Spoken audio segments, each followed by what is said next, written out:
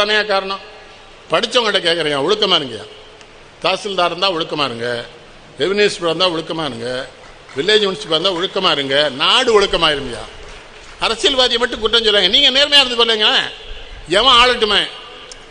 ஒரு இன்ஸ்பெக்டர் நேர்மையாக இருந்தான்னு மாற்றினான்னு வைங்க, அடுத்து வர இன்ஸ்பெக்டர் நேர்மையாக இருந்துட்டேன்னு வச்சுக்க, எத்தனை பேரை மாற்றுவான் அரசியல்வாதி? நீ அப்படி இல்லை இல்லை. நான் அந்த இன்ஸ்பெக்டர் மாதிரிலாம் இல்லையா. நீ என்ன சொன்னாலும் சொல்றேன், யாரை வேணாலும் கைது பண்ண நீ விளங்குவியா? நாய்க்கு பிறந்தவனே. பெண்கள்கிட்ட சொல்லையா, இப்படி மாதிரி புருஷன் கூட நீங்க வாழக்கூடாதுமா. புருஷன் லஞ்சம் வாங்குற பேர்ல இருந்தா வாழாதிய. அவன்கிட்ட சொல்லிருங்க, உன் கூட வாழ எனக்கு கேவலமா இருக்குடா, 5000 ரூபாய்க்கு என்ன காரியம்லாம் பாக்க, எவனா 2 லட்சம் ரூபா கொடுத்தா என்ன கூட்டி கொடுத்துருவாடா, உன் கூட நான் வாழ முடியாதுன்னு பொம்பளை சொன்னான்னா ஊழல் போயிடும். இந்த நாட்டை காப்பாற்றலாம். பெண் தானே மாற்ற முடியும்.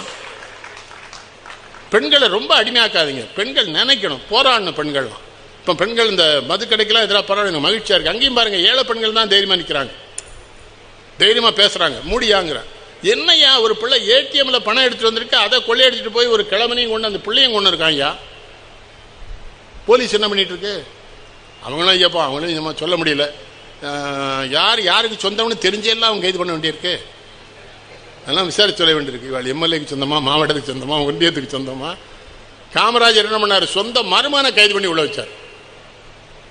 விருதுநகர் பஸ் ஸ்டாண்டில் ஒரு கொலை கேஸு, கொலை வெட்டுப்பட்டு விழுந்தவன் வாக்குமூலம் கொடுக்கான். அதில் காமராஜருடைய தங்கச்சி மகன் சக்திவேல் பேரையும் சொல்லிட்டான்.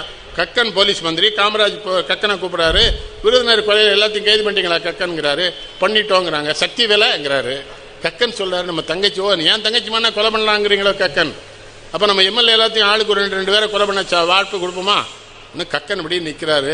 விடுங்க விடுங்க, நான் மத்தியானமே கைது பண்ண சொல்லிட்டேன், அந்த போய் மதுரை ஜெயிலில் இருக்கான்னு தங்கச்சி மகனை கைது பண்ணி வச்சுட்டு தான் கக்கன்ட்ட போலீஸ் வந்துட்டு சொன்னார் காமராஜ். அதுக்கு தாண்டா அந்த கிழமை நாங்கள் இன்னைக்கு கும்பிடுறோம் தெய்வமா.